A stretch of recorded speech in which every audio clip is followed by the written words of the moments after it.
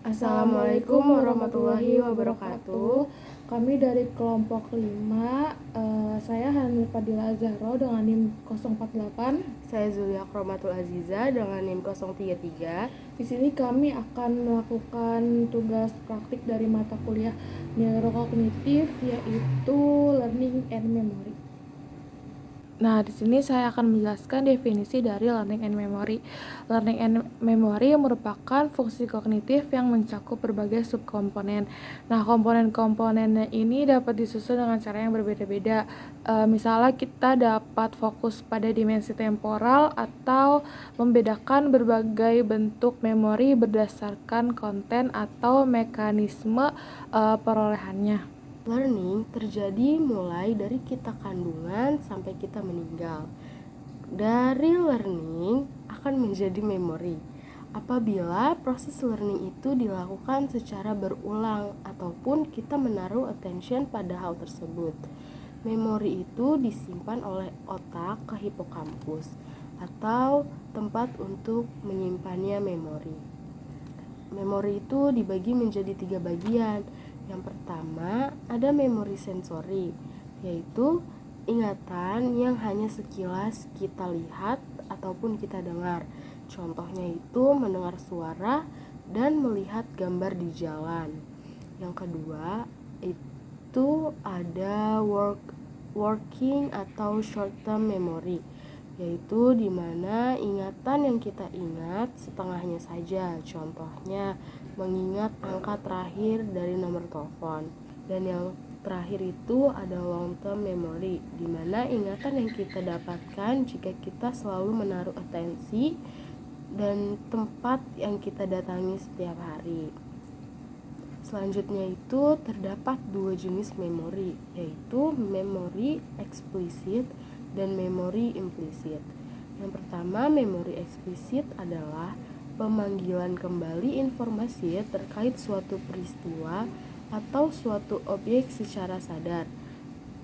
Memori eksplisit ini diukur melalui 2 cara. Yang pertama itu ada recall atau pemanggilan kembali, yaitu kemampuan menggali kembali dan memproduksi informasi yang telah dimiliki sebelumnya.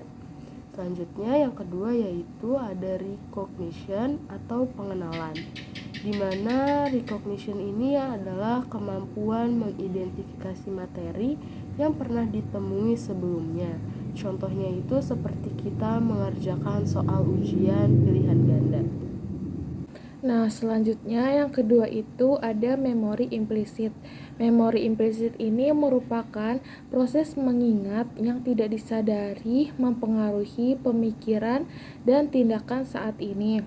Memori ini diukur dengan metode priming, yaitu pasien akan diminta membaca atau mendengar informasi untuk kemudian diuji apakah informasi yang diberikan kepada pasien dapat memengaruhi kinerja pasien tersebut saat ia mengerjakan tugas yang berbeda.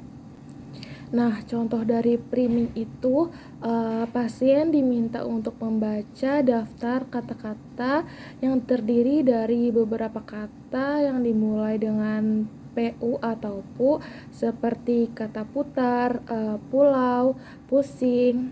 Nah, selanjutnya pasien diminta melengkapi potongan kata seperti pu juga dengan kata pertama kali muncul dalam pikiran pasien.